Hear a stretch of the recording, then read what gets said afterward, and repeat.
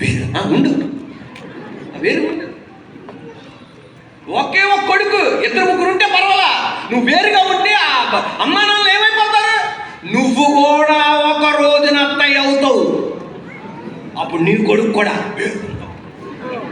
వేరు ఉందాం, అప్పుడు నీకు చుక్కలు కనబడతాయి.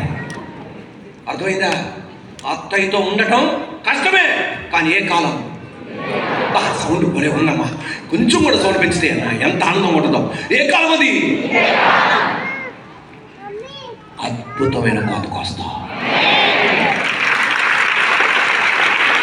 మళ్ళా చెప్తున్నాను, నేను అనేక కుటుంబాలు చూసి నేను చెప్తున్నాను, అత్తయ్యని, మామయ్యని, అమ్మని, నాన్నని చూసిన ఏ కుటుంబాలైనా వారి బిడ్డలు బహుగా దీపడ్డారు.